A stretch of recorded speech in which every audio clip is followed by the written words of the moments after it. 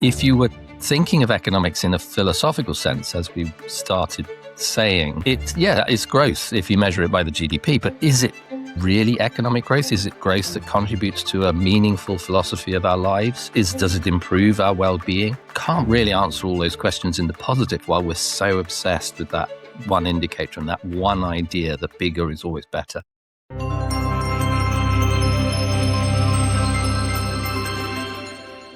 Welcome back. Today's guest has spent more than a decade challenging one of the most powerful ideas in modern civilization, that growth equals progress. Professor Tim Jackson is an ecological economist, author of Prosperity Without Growth, Post-Growth, and the Care Economy. His work asks a bold but urgent question. What if the way we measure success is quietly destabilizing our planet, our societies, and even our sense of meaning? In a world obsessed with expansion, acceleration, and scale, he invites us to slow down and ask something deeper. What does it really mean to prosper? Professor Jackson, it's a real honor to have you here. Welcome to Beyond the Summit. It's a pleasure, Amir. Thanks for inviting me. You have questioned the assumption that growth equals prosperity. When did you first feel that something wasn't adding up? It's an interesting question with probably several different answers. Academically, I think probably 25 years ago or so, I started my academic work looking at something fairly straightforward, the economics of renewable energy technologies. And even that was almost accidental. I accidentally became an ecological economist. But as I looked into what were really sort of the microeconomic questions about why we don't do the right things, I kept being drawn back to this idea of economic growth, which is so central to our politics and to our economics. And I began to see how this was increasingly driving decisions that were counter even to economic interests at the small scale.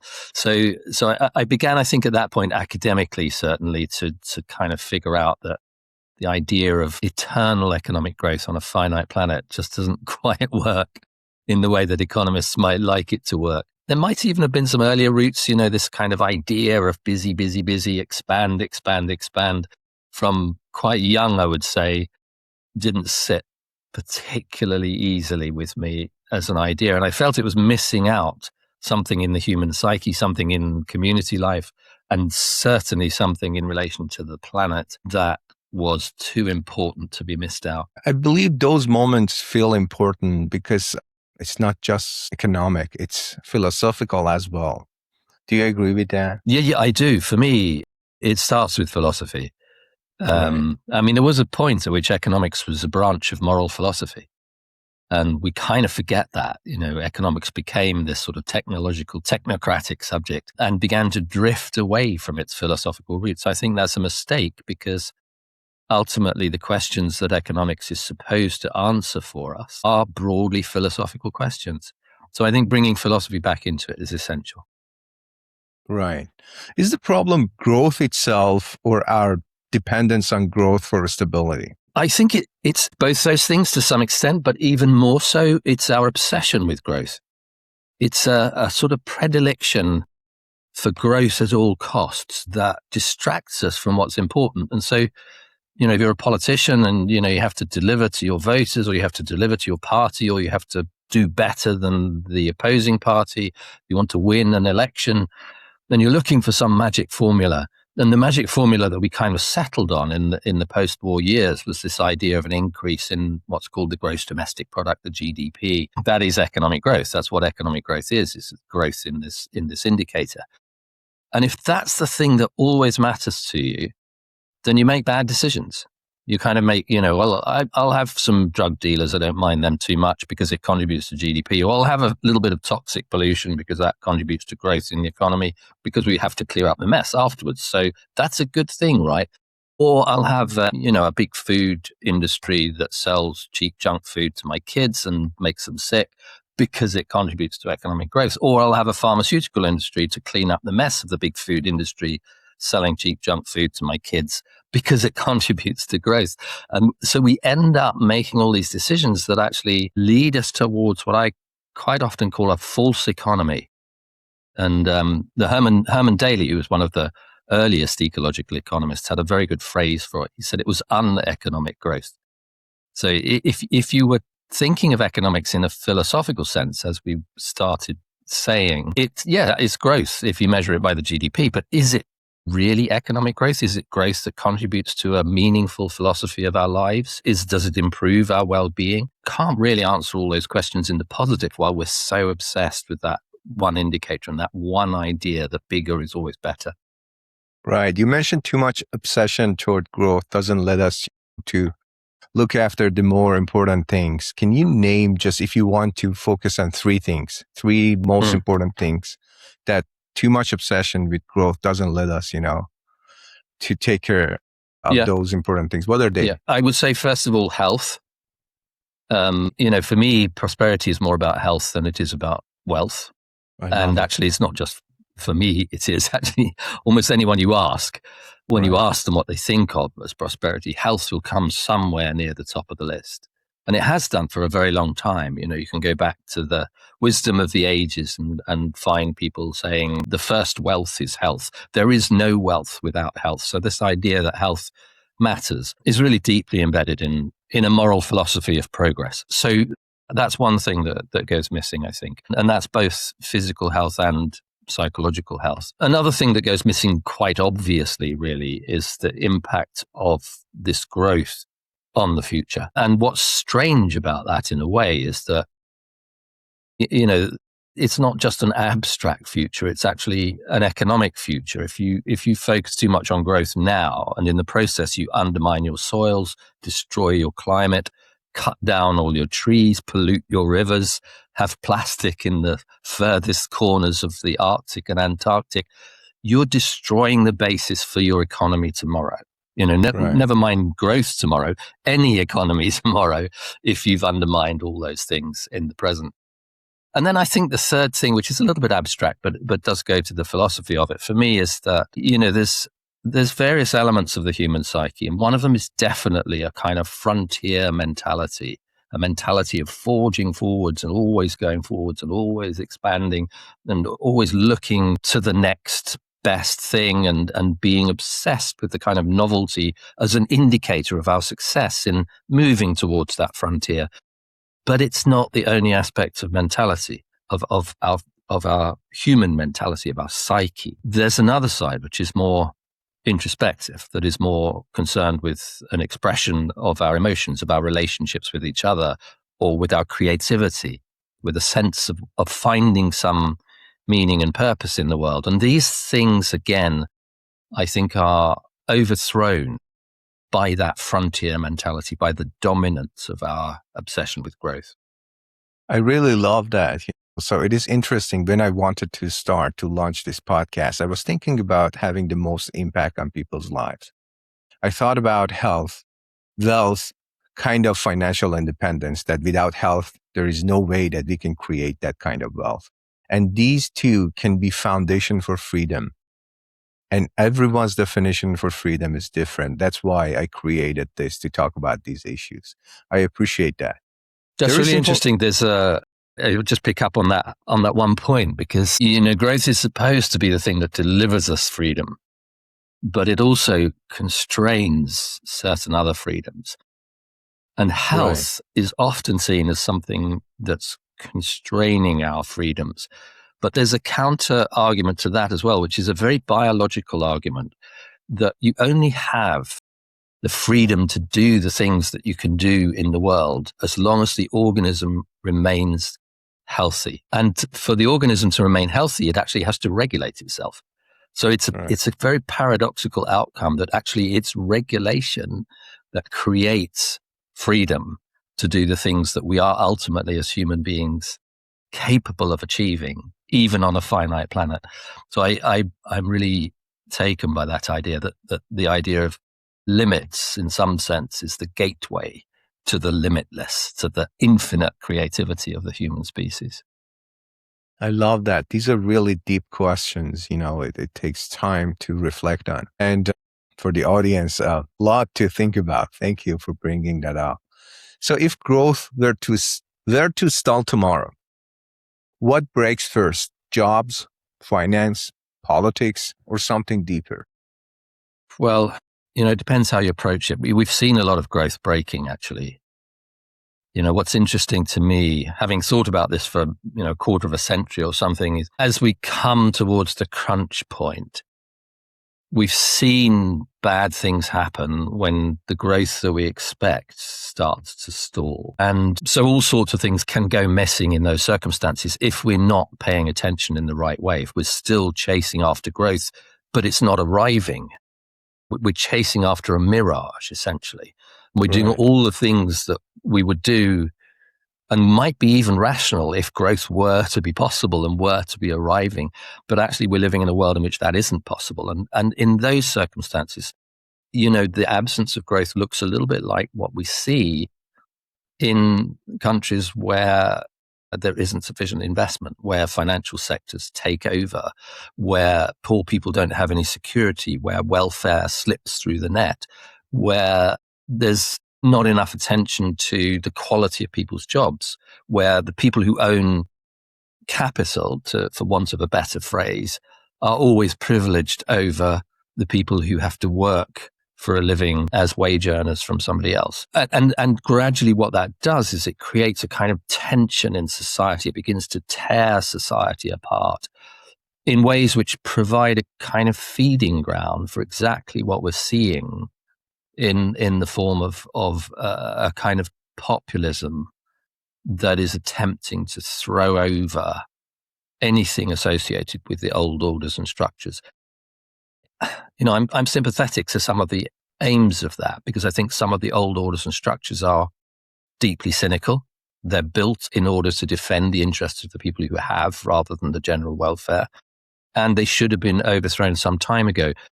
But when the populism that feeds out of that begins to turn on itself, we begin to turn on each other as people, I think that's already a symptom of what happens when you have a society obsessed with growth, which is no longer able to achieve that growth. So all of the things that you mentioned, jobs matters, investment matters, the social security matters, all of those things matter. The creativity that allows for the next generation of technology, that matters too. But the thing that matters most, it seems to me, is to have a kind of realistic goal for progress that recognizes not just environmental limits, but also recognizes economic limits, recognizes that this chase, this glittering prize that's been in front of us for 70 or 80 years of more growth actually is already undermining the structure of our societies. Our insistence on that political goal is like an own goal. It's like, you suddenly turn around and you're scoring in the wrong net. I'm a soccer fan, so it's a soccer metaphor, but you see what I mean. You thought you were driving in the right direction, but the conditions have changed. And now it turns out that everything you're trying to do to fix it is making the matter worse. Absolutely. All the problems that you mentioned are serious issues that millions, if not billions of people are dealing with. So what do you think would be the plausible solution? I know it's not an easy answer, but if there are practical ways to tackle these issues, what do you think those things would be? Well, one of the reasons I think why it does go to my roots as a philosopher, in a sense, one of the reasons that it is a philosophical issue is that it does matter where your priorities are. It matters what your vision is. It matters what you perceive of as progress. And the trouble with these structures, which is exactly what we've been talking about, these structures that are driven towards growth and built around growth, is that when growth begins to fade for whatever reason, they don't work properly anymore. And so we have built a growth dependency, but we have not built or been able to build a growth economy. So a growth dependency in an economy that doesn't deliver the levels of growth that we might want is a disaster. It's an absolute disaster. And it seems to me, therefore, that the starting point really is to say, well, we need to understand those dependencies. We need to understand why, in this particular social system that we are now living inside and have been living inside and developing for the last 50, 60, 70, 80 years, why it's coming unstuck and where we can create growth independence, where we can create resilient social, economic, financial, and physical systems, and not to build those systems around this idea that the goal of society, the goal of progress is to become bigger and bigger, but to build it around something else. Now, what is that something else? In the care economy, which you mentioned right at the beginning, the idea that I put at the center of that actually is that, if prosperity is about health rather than wealth, then the economy and economic structure and all those institutions that we were talking about actually have to be built around care rather than around growth, because it's care that provides the restorative force that brings us back towards health. It's like it is the most fundamental organizing principle of organic life. And it should play that role also in our institutional life, in our social life, in our economic life. We should actually devise things which are resilient in allowing us to position ourselves to restore ourselves to health. And that's physical health, psychological health, social health, societal well-being in some form, and even actually economic health. An economy which is subject to immense fluctuations and huge inequalities is not a resilient economy. It's not a healthy economy. And so actually taking that principle, and I know it sounds a little bit abstract, I can sort of talk a little bit about what it might mean in practice. Some very, very good examples of that. But the core of it is actually to say, if health is your North Star rather than wealth, you're not growing all the time. You're investing in something which is different, this restorative force, this idea of resilience, this forms of care which bring us back into balance constantly. And when you're looking in that direction, then you have the chance to overcome those growth dependencies. You know that you can't, for example, build a social care system which the government underwrites the ability of the equity financiers to deliver social care and take all of the profits out of that and put them in offshore accounts somewhere else out of the economy. That is a false economy. It's a bad economy. It's an unhealthy economy. It makes you growth dependent because the government can only pay for that by increasingly having tax revenues from a growing economy to pay into the pockets of private equity financiers who then offshore the money. It's a disaster.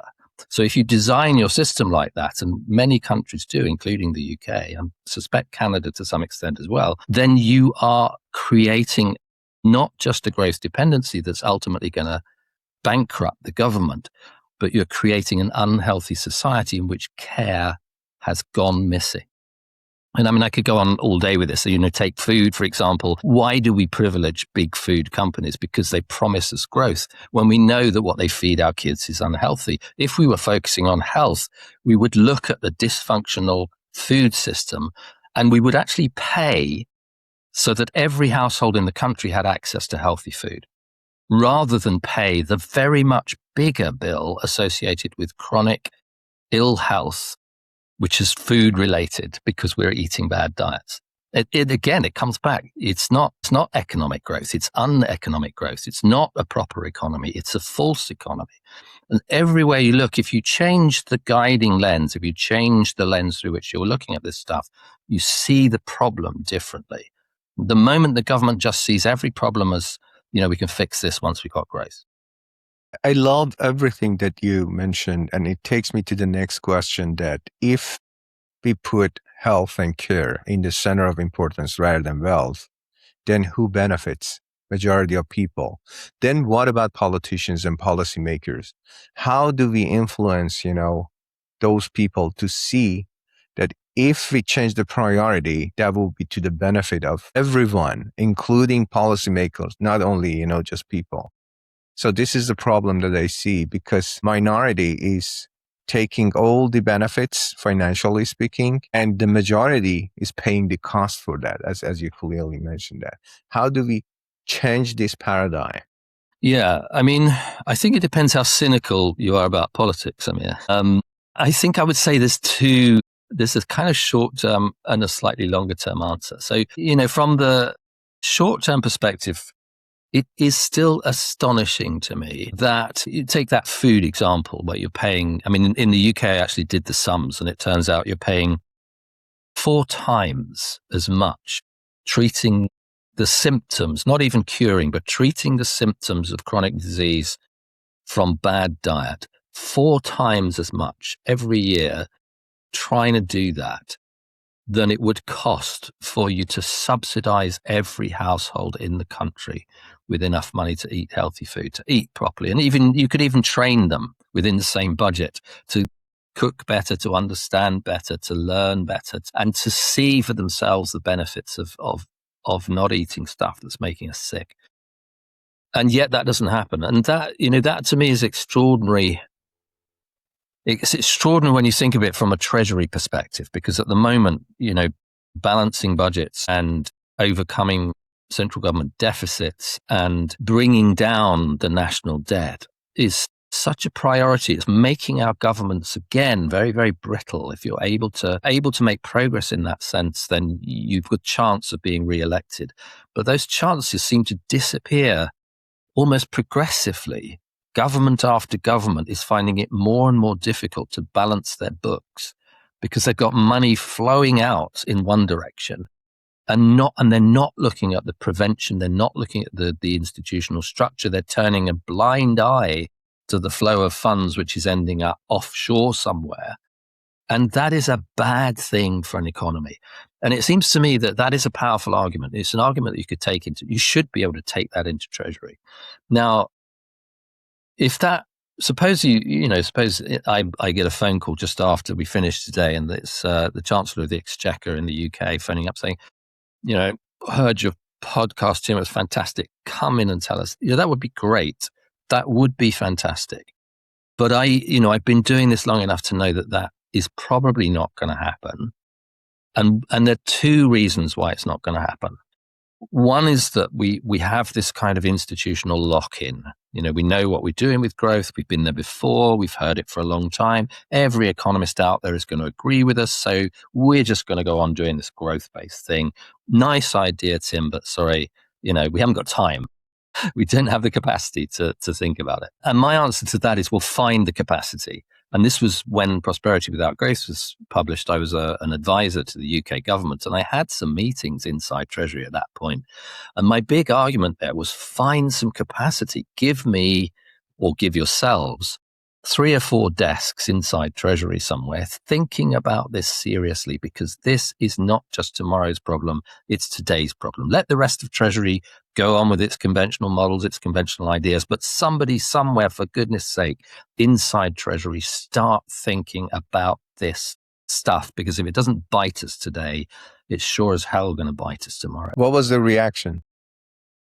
It was bad timing, I have to say. It was around about the time of the financial crisis back in 2008, just after the financial crisis. And shortly after that, the government that presided over the financial crisis was out and a new government was in. I had some interesting conversations. I actually had one conversation with the man who was Chancellor at that point in time, Alistair Darling, who sadly passed away last year. He was a very sensible, considered guy, and he listened to what I had to say. And he said, what is it going to be like? Is there any other country in the world that's doing this? What's it going to be like if we go to the G7 meeting and our GDP has slipped down the rankings? So it was it was a politically astute, but in some sense, it gave you an insight into a mentality that is building its indicators around a kind of it's a little unfair to say, but it's a bit like a pissing contest. My GDP is higher than your GDP. And so it was a signal to me of institutional capture.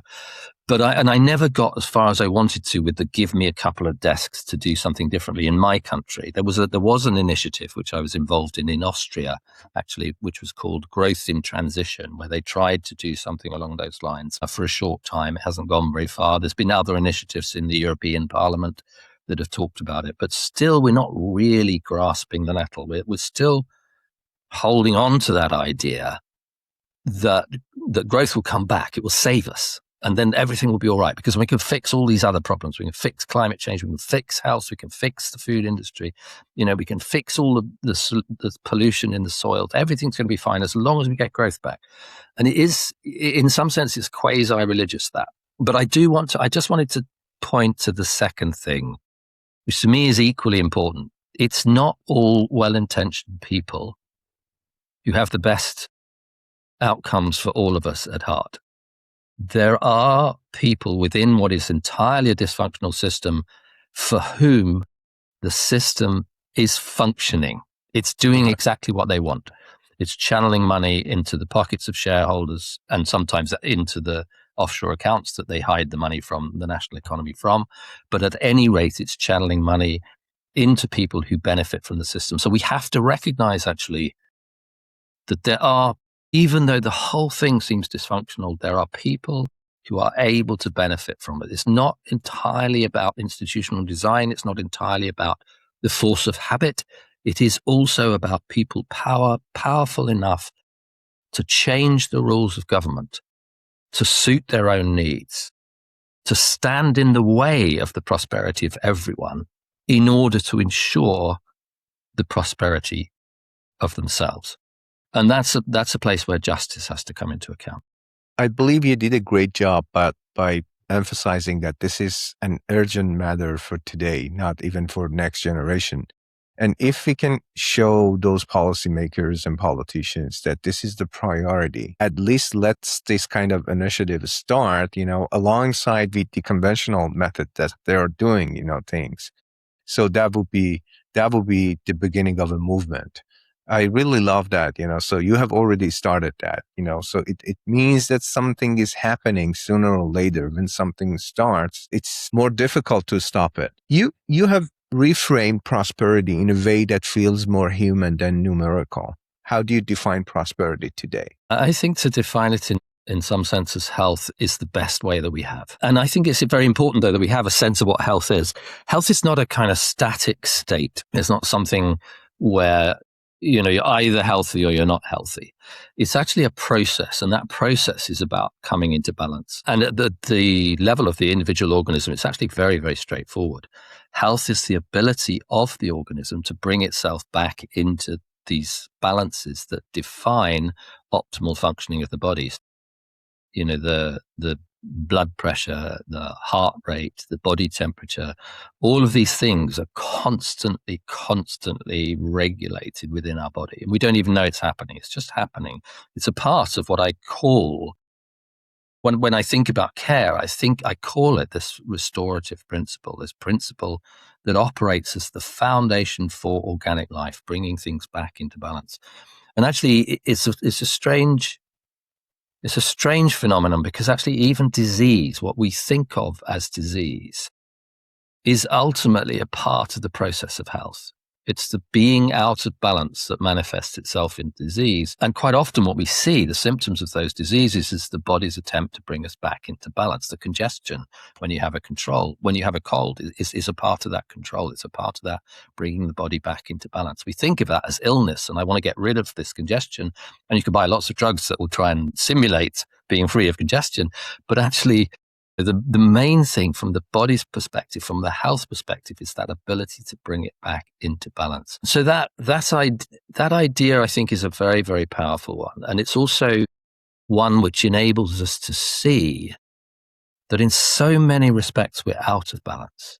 And we've given up the mechanisms that bring us back into balance because we're pursuing the wrong kind of prosperity. We've just got this North Star which is dragging us almost oblivious to our own fate into all kinds of disasters, ecological disasters, psychological disasters, disasters of huge mental health crises, huge chronic, non-communicable chronic disease crises, a fragile politics which is causing us to turn on ourselves. And these things are all about being out of balance in some respect, and not just being out of balance, but driving ourselves out of balance by certain kinds of economic and political obsessions. And prosperity, therefore, it's a little bit ethereal in a sense, but it's also incredibly solid, and it has an incredibly strong physiological pedigree And it's this process of seeing where balance lies and putting in place restorative forces that constantly allow us not to just remain flat and nothing is happening. The world of health is not a world in which nothing happens. It's a world in which things are constantly moving, the whole time moving, but always around a point of balance. And that, I think, that's a very powerful metaphor, and one that has a huge amount of explanatory work to do in us finding our way to something meaningful as a sense of prosperity. Right. Yeah, finding something meaningful, definitely. And another thing that I believe can be really helpful is that every individual can properly define the term enough. So what would be enough for me? In a sense, to be that able is... to be able to make balance in other important areas, not just chasing something to get me out of balance, Yeah, I think in a sense, what I feel, Amir, is that you're kind of articulating, or it's a different way of articulating almost the same thing. Exactly. Yeah. That enough is the point of balance, in a sense. And when you have too little, then actually growth becomes a legitimate objective. If you have too little nutrition, then sure, you want some growth. If you can't even survive because your income is so low, of course you want some more. That brings you up to a point of balance, and it brings you to a point of enough. Right. But then the trouble is that our systems are just driving growth. The only dynamic we know about is more, more, more. So two things happen when that's the case. One is that you don't even bother looking for the point of enough because you think more is the place to be. And the other thing is that even if you happen to notice that you've reached the point of enough, you can't possibly stop because your system is still geared towards more. You're going in one direction faster and faster, as hard as you can. And, even if you bother to see that enough is a worthwhile objective, you haven't got a hope of hell in turning around when everything is geared towards having more. It's a very good, it's a sort of a synonymous, I would say, kind of explanation for what I'm driving at. And obviously it has the virtue of being quite a lot simpler because we understand enough as a concept, even if we don't understand it as a goal. Right. So it is really interesting because it reminds me that fisherman's anecdote. Have you heard of it? That a Remind wealthy, me. corporate guy, went to a village, so a fisherman was fishing, getting one fish, to take for family. And then he offered him, so to get more, boats, maybe more equipment, to get more fish. I said, okay, then what? Then to make more money, then what? Then to buy a bigger house, then what? Then actually and overwhelmed him and said, okay, so then what? Then to retire and actually get to a nice and cozy place and start do whatever you like. So I'm doing that now. I don't need to do that, Yeah. So, and he defined his enough for himself, to get one fish a day, and spend quality time with his family. That's very simplistic way of explaining, Yes, the whole yeah. thing. Yeah. No, I think that was something that was from the ecological economics community, has been in their lexicon for a while. I hadn't heard the story for a while, but it's a nice story. Right. I mean, as you talk about it though, and if you think about it from the fisherman's perspective or from the guy who's trying to teach the fisherman to have a different perspective, I think there is one thing which is sort of slightly troubling, which is that enough is a psychological concept as much as a material. And in particular, the thing that rips up the concept of enough in a material sense is insecurity of one form or another. So if there's political insecurity, if there's economic insecurity, if there's psychological insecurity, then enough is an almost too tenuous concept. Yeah, sure, I've got enough fish for today. I've got one fish for today, but what if they stop coming tomorrow? Or what if, my brother arrives from out of town and I have to feed him and his family because they've been thrown out of their house? Or, what if everyone turns on me suddenly and I've got nothing to barter with and nothing to trade with? So, and what you begin to see then is not an argument against enough, but it's an argument that psychological dimensions of enough are also important. A sense of a society being a secure place to live, a sense of a family being a secure place to bring up your kids, a sense of actually, ultimately an almost impossible sense Right. that your life is going to be secure forever. And this is one of the most fascinating things in my journey that I've found, is that if you take health, for example, health goes on for as long as it goes on, but it doesn't go on forever. Ultimately, it stops. And so there's in part of our psychological insecurity is a deep knowledge that it's going to one day stop, that it's all going to be over for me or for my loved ones or for my friends, and sometimes even for my kids, God forbid. And that is an awful thing to contemplate. And so there's a wonderful theory called terror management theory, because this is a kind of a terror. The ultimate insecurity of our own mortality is a kind of a terror. And we respond to it psychologically in a number of different ways. But one of the ways is to try and repress that knowledge. But what psychology has begun to show to us is that when you suppress that knowledge, certain key things begin to happen. One of them is that you become very, very attached to your own zeitgeist. And if your zeitgeist is a zeitgeist of growth at all costs and materiality is the essence of progress, then you turn towards those things to try to endlessly try to get back to this security, which is elusive because those material things are not going to provide you ultimately with that security. And so the thought that comes out of terror management theory, and the thought that comes out for me, and it's something I get to ultimately at the end of the care economy, is that, if psychological health matters and if security of some kind is a part of our psychological health, then we actually have to sort of face into some of that darkness. We have to face into the sort of inevitability of our own mortality, rather than chasing a kind of fictitious immortality that we try to achieve through growth at all costs. So it is again, to go right back to the beginning of our conversation, it's a deeply philosophical challenge to our current vision of prosperity. It involves a turn into our innermost hearts, asking the deepest questions that provoke the most security in order to have a reasonable response to the terror that we live in day to day. And some of that can be ameliorated, socially. We can have more secure societies. We can have more secure families. Some of it actually is about having something as a sense of meaning and purpose. Right. So that being said, at what point does more income stop translating into more well-being? Well, I can give you a statistical answer to that by looking across countries, or I can give you another statistical answer by looking inside a country, and they're actually different answers. But in some sense, it isn't a precise. I don't think the statistical answers are particularly useful. I'll give you one anyway because you asked. But basically, If you look across countries, and the data's a little bit older now, so the income levels are probably a little bit higher, what you find is that some of the real indicators of prosperity, like happiness or life expectancy. Let's take life expectancy because that's a fundamental indicator of a healthy society. If you have good life expectancy, that's health in some form.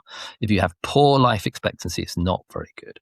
And interestingly, when you look at the statistics across countries, what you find is that the average life expectancy practically doubles as the average income in that country goes from virtually nothing to around about $15,000, $20,000, $25,000 per capita. And that after that point, it stops having the positive effect on life expectancy. And sometimes it has a negative impact on life expectancy. So my answer to you would be, round about that. If you're looking across countries. It's more complicated than that, though, because we know that income, relative income matters to people. And so when you look inside a country, that number can sort of creep up to $100,000 per capita, which might not be particularly, massive. It might not seem massive to the people who have got it. It obviously seems massive to the people who are living in sub-Saharan Africa on, $3,000, $4,000, $5,000 per year. But the questions, in a sense, you can get lost in the statistics of that.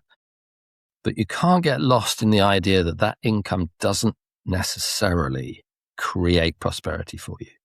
And it doesn't necessarily even create basic aspects of health for you. Right. And so, in a sense, the argument to replace this idea of prosperity as wealth with prosperity as health is to look in different places. Yes, life expectancy really, really matters. But it also matters how that's distributed across your society. Do poor people die younger? Yes, they do. Are they less healthy than rich people? Yes, they are.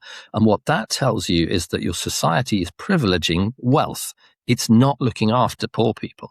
And if your prosperity is really about health, then you should be looking after the health of poor people as much, if not more, than you're looking after the health of rich people. Absolutely. When we talk about prosperity, we also talking about freedom.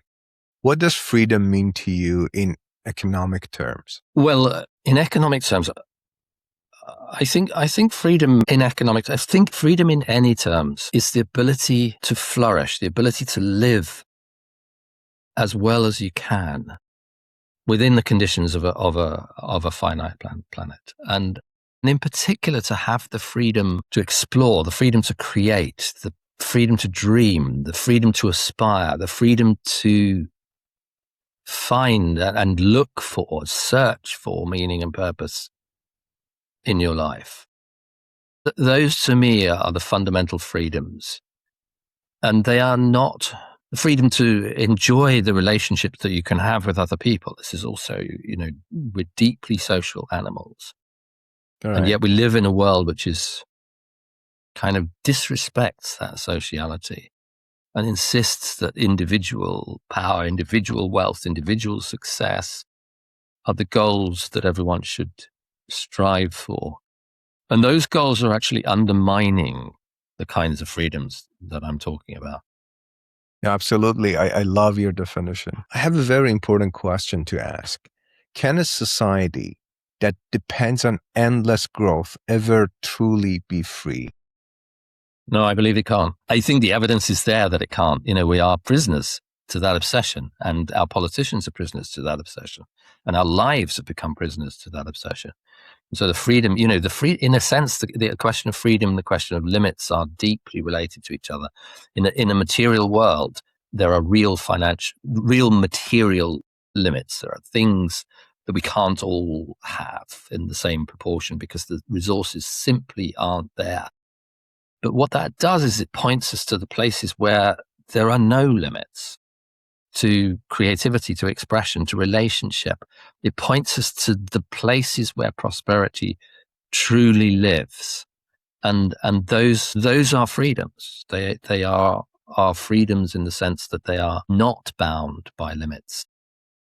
Right. But we have to claim that right. I think we can't assume that it's going to be there.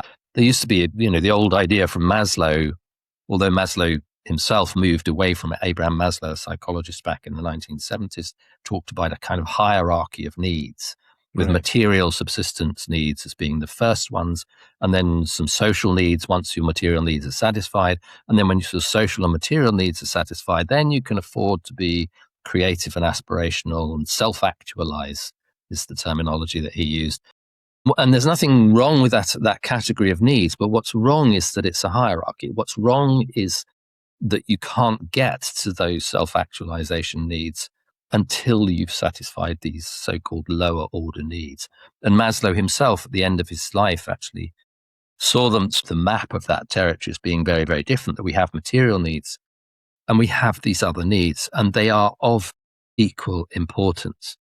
And yet, what's interesting about these other non-material needs is that they're not inherently dependent on material things. If you set up your society, if you set up your life in a way that allows you to pursue these non-material needs in less material ways, then you can go as far as you want with them. They are essentially limitless. And that becomes then a really meaningful, pragmatic task to set up society in a way that actualizes those so-called higher level needs and prioritizes them even. Not to say that you neglect material needs, not to say that you neglect the needs particularly of the poorest in society who can't afford to feed themselves. I'm not suggesting that at all. That is still a critical problem. In fact, you could say it's the essence of those higher needs. How could you possibly call yourself prosperous? However much money you've got, however much material you've got, even if you've got all this self-actualizing potential, how could you call yourself prosperous while ordinary poor people suffer in slums with insufficient food, with poor quality food, with not enough access to healthcare? How can that be called a prosperous society? And I think, in any meaningful sense, it's No, it's not a kind of, as individuals, we lift ourselves out of the swamp in order to achieve our own individual power, our own individual good. That's not going to work in a society where people continue to suffer. no, absolutely right. And then people postponing at individual level things for later, that later never comes. Let's say, a simple example would be, so if you miss seeing your child, growing up, then that time is gone, so Right. you never can take it back. So equally important things at the same time, you need to balance your life in a way that put all important things all together, they're integrated, they're not separated from each other. Absolutely. So how about a post-growth society? Does it expand freedom or constrain it? I think it expands freedom. I think it expands those freedoms that are true freedoms, the freedom of our inspiration, of our creativity, of our innovation, of our relationship. Those are the freedoms which don't inherently depend on material stuff and are therefore not limited. And in order to achieve them, and it goes right back to that metaphor of physiology. There was a guy called Walter Cannon who was one of the fathers of physiology, pointed out. He was the man who coined the phrase homeostasis, which is this process the body has of bringing you back to these limits the whole time, bringing you back into balance the whole time. Process of coming too much, yes, we'll regulate down. Too little, we'll regulate up. And your body constantly doing this all the time. And what he pointed out was that the regulatory systems of the most complex organisms are much, much more intensive than the regulatory systems of, let's say, an amoeba. Amoeba doesn't just regulates a little bit of the sugar balance across the boundary. That's it. That's all there is. And for an amoeba, that's enough because it doesn't go anywhere. It doesn't do anything. It doesn't have any freedom. This complex organism of human beings is able to have these freedoms because it has this attention to balance, this attention to a regulatory system that constantly brings us back into balance. And it's this, again, this idea that through regulation, we achieve freedom. And we achieve real freedoms because they are meaningful freedoms in a finite world. Whereas the freedoms that we're sold through the dream of Western progress is not a meaningful vision of freedom in a finite material world because there just isn't that kind of material wealth to go round, and you can't go on creating material impacts on the ecological environment without undermining it. So one way or another, we reach those material limits. But if we think in terms of this metaphor, this homeostatic metaphor, then, our regulation becomes the route to our freedom, and our freedoms are freedoms which are not limited, even in a finite world. Right. So you mentioned because of many insecurities that we have in our society, because of its setup, people try to hedge against mainly financial insecurities. Can we think of financial independence not as accumulation, but as resilience and well-being? Yeah, I think we can. I mean, I think, again, it's easy to say that you can, particularly if you are fortunate enough to, to have a reliable income and that it does give you the ability to become or be seen as a decent person in your society, then it's much easier to say that than when you are excluded, when you have no job, or you have no structure, when you have no purpose, when you don't have sufficient to live, or you don't know where your kids' meals are coming from tomorrow. And what this what I think this tells us is that the problem is not an individual one. It is a social one. It brings us back to that idea that prosperity itself is social. What good does it do me to say that I am well off, that I am prosperous, when all of those around me are suffering? What good does it do, even actually to be healthy while those around me are unhealthy? It's not a balance. It's not, and therefore, to some extent, it's not resilient, and therefore, from my own definition, is not really health. So we constantly brought back to the idea that, to be well, to be prosperous, to prosper in society as an individual is an impossible task if society itself is not well. To be healthy in an unhealthy society is an enormous challenge, and you're constantly fighting a system that is creating, psychological ill-being as opposed to wealth around you. And I suppose in some ways that's kind of where I feel that motivates the work that I've done over so many decades is, I can't, there comes a point at which your own health, your own psychological health has to be engaged in a kind of a struggle to create the society in which you could be healthy. So, right. and actually, sometimes that has health costs in itself. But the point is that our search for individual health is always going to be thwarted by a society that is itself deeply unhealthy. And so our route through that has to also engage us in an activism in creating a healthy society. I love it.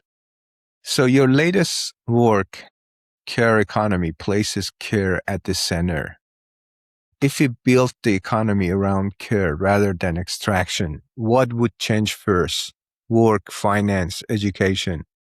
What? Well, I think ultimately it would all change. I mean, one of the things, even taking care at its most basic meaning, our understanding of care as in the care sector, care workers, care work, the work of healthcare, that would change. That would, instead of being a kind of luxury, a kind of cherry on the top of the economic cake that you can only afford to put there once you've built the foundations of growth, it would be totally inverted, so that you would know instinctively, and you would invest accordingly in the idea that without that health, your long-term prosperity is a mirage.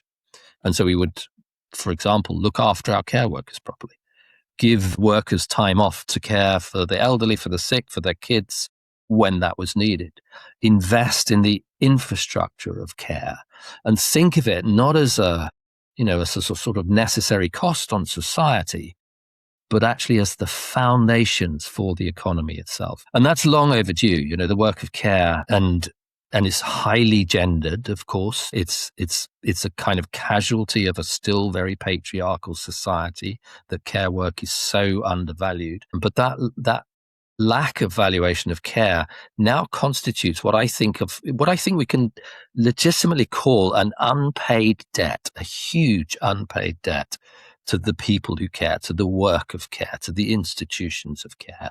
And that needs some kind of reparation. So you would, shift your financial structure accordingly. Your government finances would work differently. The way that you set up working time would be different. The conditions of work would be different. You would also engage, and this is not an argument for an unlimited budget for the healthcare sector, because as we already spoke about, some of that healthcare sector is just running after the impossible dream that's being undermined by an unhealthy food system. So you would also have to say that, if you want this care to work properly, you have to look towards prevention. You have to look towards the conditions of health. You have to look towards the social determinants of health. You have to restrict the commercial determinants of health that are actually undermining us and creating this false economy that I talked about.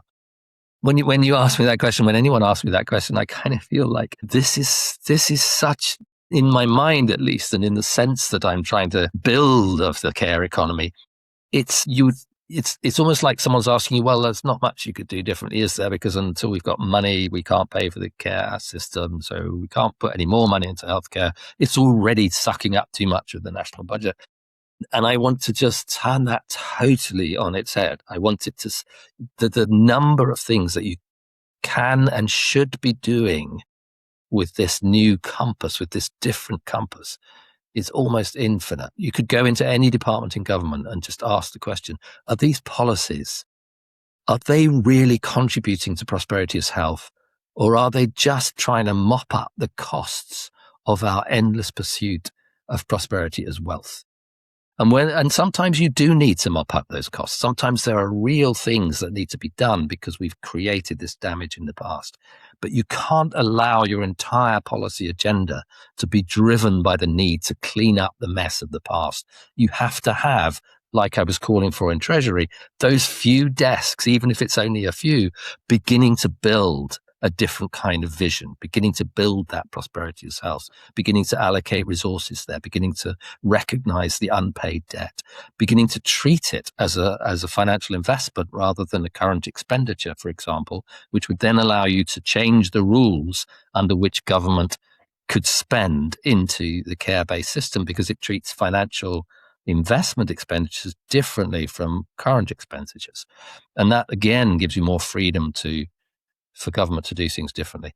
It seems to me that I haven't really answered your question, which would happen first, but what I guess I've suggested is that there's so many I love things it. to happen. Of course. And I really hope that some politicians and policymakers watch this episode. Yeah, I hope so too. That would be good. So let's talk about capitalism. I recently had an episode with Seth Levine about capitalism and evolution of capitalism. Brilliant mind. That was great. Can capitalism, in your opinion, evolve into a post-growth system, or does it structurally require expansion? It does structurally require expansion. I'm not arguing there's nothing capitalism couldn't do to change in the directions that I've talked about. I think there are things.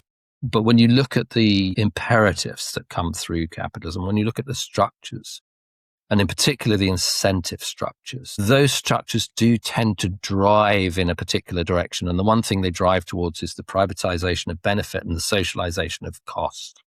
And what we've been talking about in relation to care, and it's also true of environmental damage, can be thought of exactly in those terms, as a kind of privatization of benefits, socialization of costs.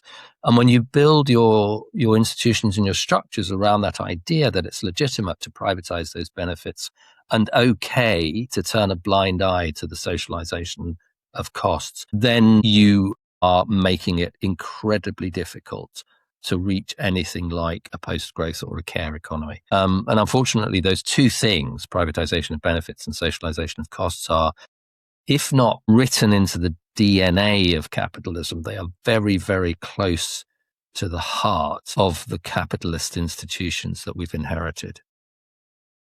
So I don't want to rule out the idea that, I mean, in some places I do. I mean, Post-Growth, which you mentioned as a book, the subtitle was Life After Capitalism. It was a kind of invitation to think, capitalism is capitalism is a socialist system is a great line, but I'm not saying it. What I'm saying is it's a social system. And as a social system, it's got a finite shelf life. We are not always going to be living under capitalism. And so maybe it's worth spending a little bit of effort thinking what might come next. What would be the characteristics of that? Would it be more cooperative than competitive? Would it have less inequality in it? Would it be driven less by material goals? Would it have a vision of prosperity that looks slightly different? And what Post-Growth does really is it goes kind of up through all of those possibilities of what could be different when we allow ourselves to escape from the current social system, which is almost ubiquitous. Or maybe capitalism that is fundamentally evolved in a way to be able to meet the needs of the new era. Yeah, absolutely. Yeah, what would responsible enterprise look like in a care-centered economy? Well, I think it would be reflected in all sorts of things. I mean, one of the things, and I used to do this a lot with my students, is to say, what's the social purpose of your enterprise? What is it that you're doing as an enterprise? And that already it's a deceptively simple question, because ultimately, there's a vision of what enterprise is, which is that it's not social at all. the business of business is business, is Milton Friedman's kind of famous quote along there. And business means profit. And so your enterprise is what? It's a vehicle for profit. But actually, there's another way of thinking about what an enterprise is, and to think of it instead as of a kind of profit-making vehicle as a service to society. And that's an interesting proposition, not just because it changes the way we think about enterprise. It's also an interesting revision because when you talk to entrepreneurs, particularly small, medium-sized entrepreneurs, and one of my students did this, what you find is that what motivates them, yes, of course, some of it is we've got to remain profitable and that means we've got to have profits.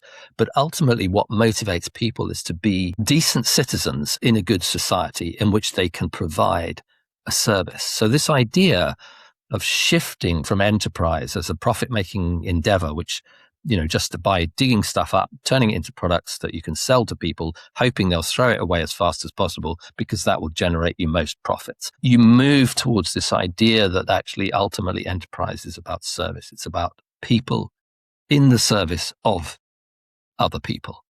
And to be able to make that work, to have the structures that make that work, the support that makes that work, actually, and the research of my students sort of indicated this, is in line with the deepest motivations of entrepreneurs. It's not counter to them. Right. Beautiful. So many argue renewable energy will allow us to grow cleanly. Do you believe green growth is realistic at a scale? I mentioned to you before that, when I first came into this, I was looking at the microeconomics of renewable energy and thinking, this makes sense. This all stacks up. These renewable energies, we don't need to be building huge, big power stations. We don't need to be polluting the atmosphere with coal-fired power stations. These technologies kind of work. And that argument has a lot of strengths to it. I mean, it is also true that when you cover your land with windmills or with photovoltaic cells and you cut down forests to do it, you're creating environmental damage. It's also true that when you build photovoltaic cells, you need rare earth metals, which mean you're digging them up somewhere. It's also true that you can't make that work without batteries. For example, electric vehicles is a classic, and that those batteries themselves depend on rare earth metals, on select metals, which are being mined increasingly intensely in places where the impacts fall outside of the rich developed countries that can afford to buy EVs. So none of these things would come without any kind of damage. But I do feel, and I felt this in the entire 40 years that I've been working, that we have better technologies than the ones that we instinctively have employed over the last 100 years. And therefore, that is a strong idea. You're asking, can that in itself give us back the idea of growth? I don't believe it can. I mean, I believe that there are bubbles of value in renewable energy technology that people can profit from. That's probably without question. And it's been shown to be very, very financially rewarding for some companies and countries who have managed to do that. Right. But that doesn't answer all the questions.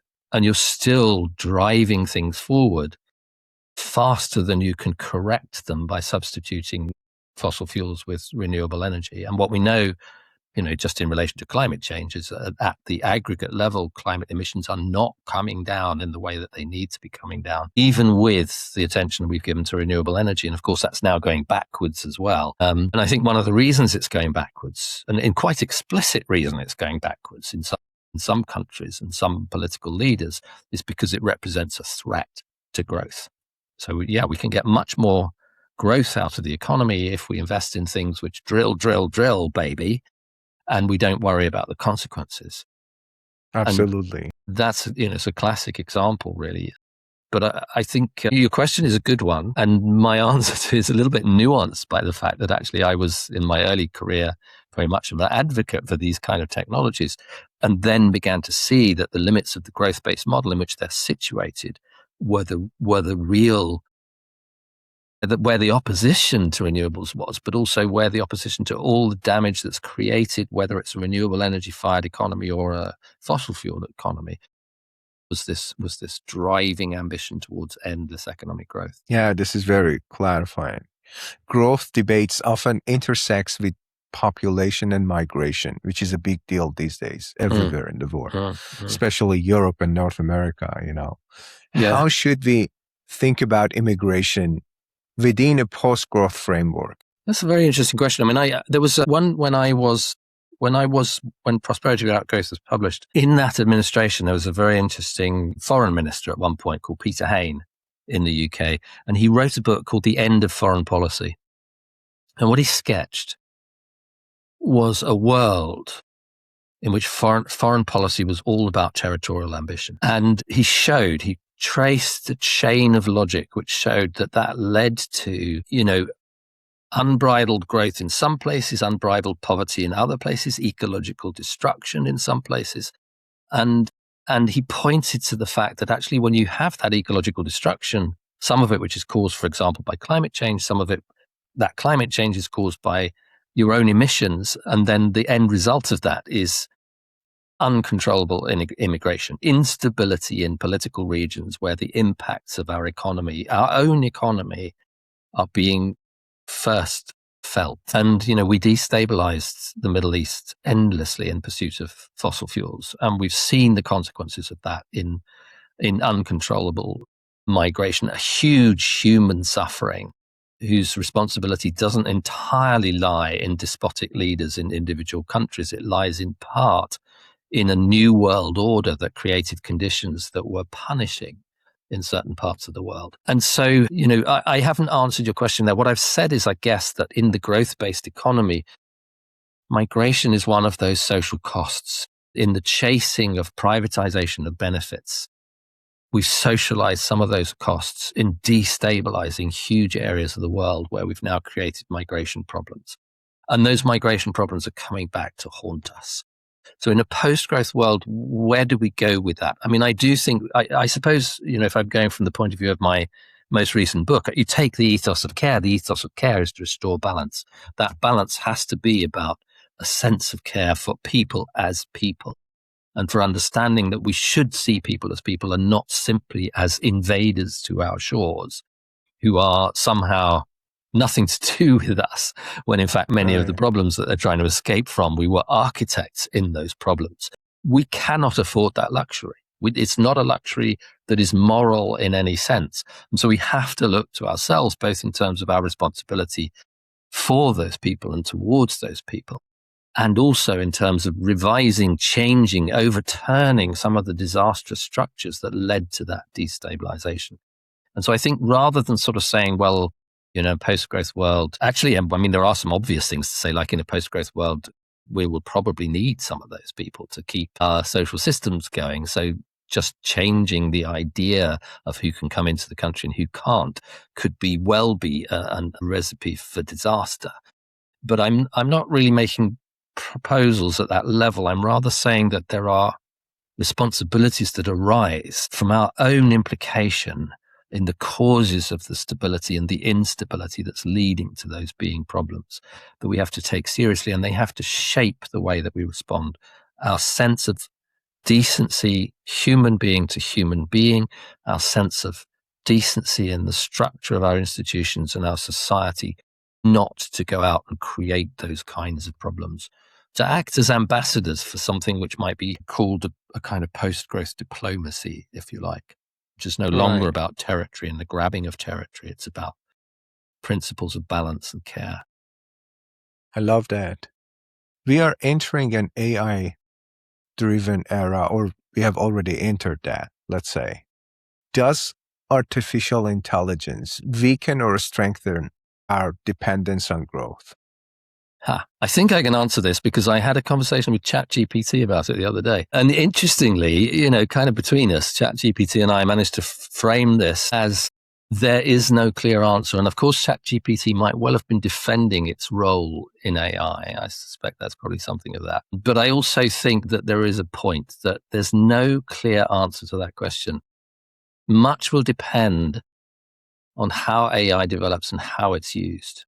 So it kind of, to me, I'm in a sort of ambivalent situation there. And part of me wants to throw out the idea of AI as being a kind of meaningless technological innovation in a society that's out of balance, and AI is pushing us further out of balance. But actually, there are some things that some forms of algorithmic and digital technologies, which is what ChatGPT wanted me to call that category, could be of benefit to humanity if they were used in ways which were within the principles of care, within the principles of balance. And I think so. It's not an easy question to answer. Under the existing structures, I think my tendency is to think that pretty much the implications of AI in an unbalanced world, in a world that's striving for these territorial ambitions, a world that's striving for economic dominance, and a world that's situating economic gain above every other kind of relationship of human being to human being. In that kind of world, then AI does have the potential for a huge amount of danger. But if you just look at some of what is possible, I mean, another interesting excursion into ChatGPT that I had was talking about the food system. And I punched in, I just gave it the food system revision. I can't remember what it was called. The UK had a review of some kind, which it spent 10 months doing. And at the end of it, it got to a point where it said, we're not yet at a point where we can do any policy prescriptions from this. That needs a further inquiry. It's like, who the have you been talking to? And I kind of thought, just as an experiment, I'm just going to put this into ChatGPT and see what it comes out with as a list of policies.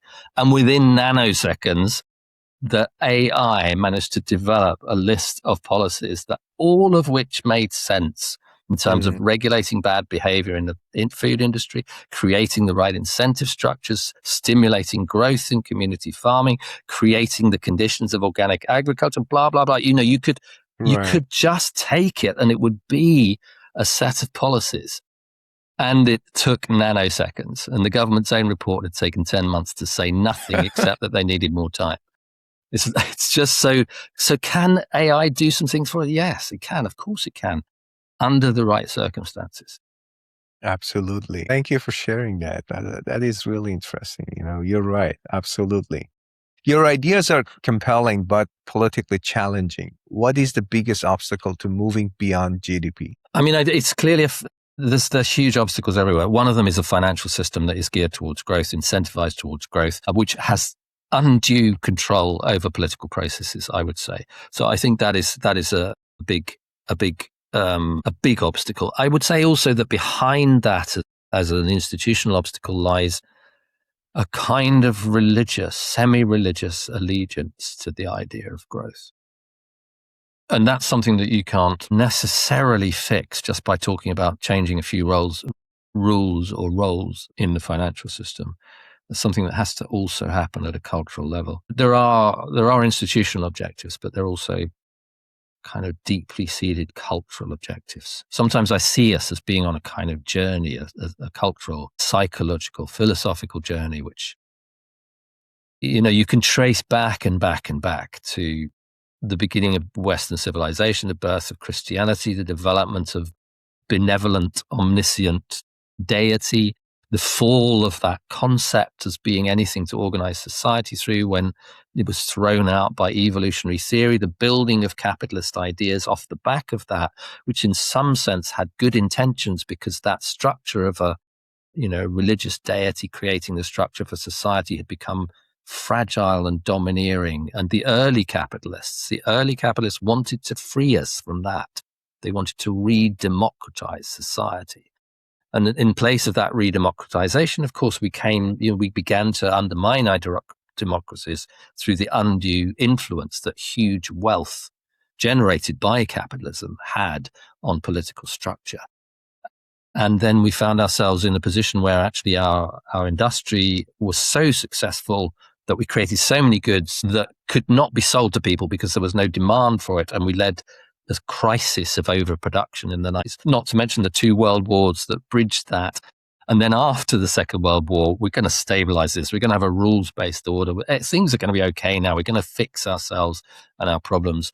And we developed this kind of fully fledged, growth-oriented capitalism, which has led to all the problems that we've talked about today. But underlying it all, there is this story of a kind of a search, a search for something that gives us a sense of meaning and purpose, a search for something that offers the security that our own intimate knowledge of our own mortality systematically takes away. And we tried organized religion. We tried nihilism for a while. That led to bad outcomes. We tried this new wonderful idea that paradise is a plethora of material riches on earth, that capitalism will deliver us, and the growth is leading us towards. All of it has gone wrong. And we're left in a different kind of desert. We're left in a kind of emptiness, still clinging to false gods. And so I do think a part of the turn is a sort of turn, again, to be philosophical, is a turn towards a search for meaning. Absolutely. Tim, you have explored growth, care, limits, and freedom. When you hear the phrase beyond the summit, what does it mean to you? That's interesting, because I wondered the same question when I saw the title of your podcast and saw the invitation the first time. What does he mean by that? Because, I have a picture in my mind of Trump in Davos in 2020. And I don't know if you saw the 2026 speech that Trump gave in Davos, which was just like a man totally out of control, a man who was, I would say, mentally ill and certainly not mentally healthy. In Davos in 2020, he didn't give that impression. He was much more controlled. He read mostly from the script, which he didn't do in 2026. And he gave a speech which was kind of fascinating and he even mimicked it when he was giving the speech, because he was talking about the frontier mentality.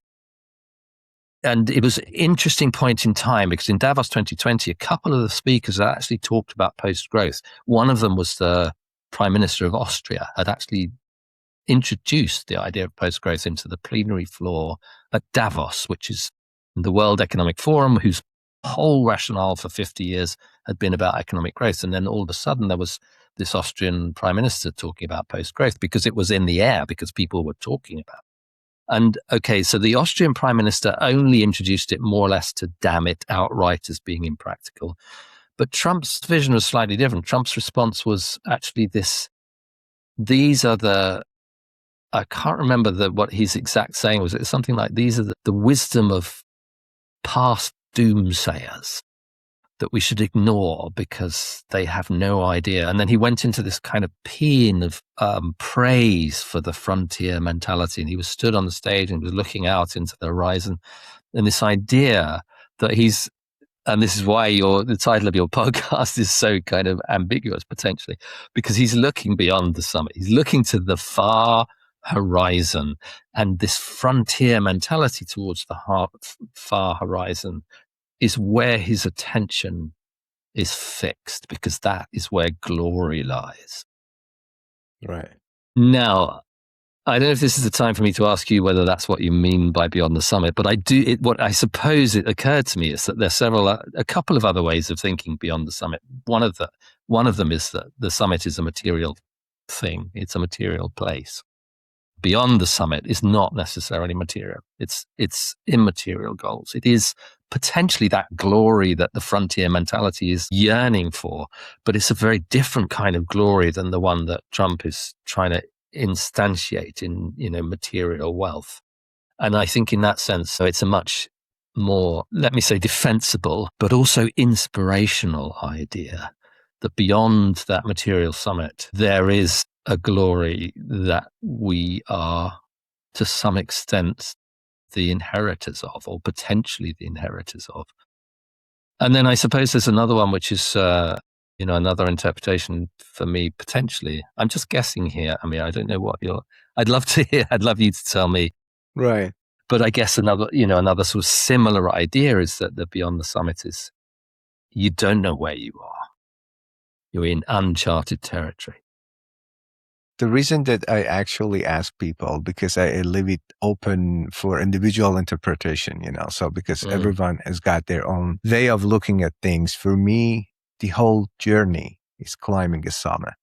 Yeah. But when you get to the peak, to the summit of this journey in life, so for some people can be, the highest achievement in their career, whatever it is, then what is beyond that?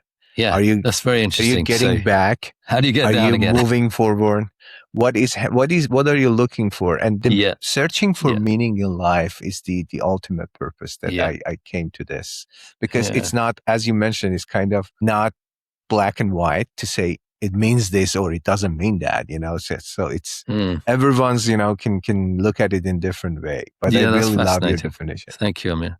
Yeah, Tim, thank you for reminding us that prosperity isn't just about having more, but about living well, with care, with courage, and with responsibility. It's been a true honor to have you on Beyond the Sum. It's been a lovely conversation. Thanks, Amir. Thank you.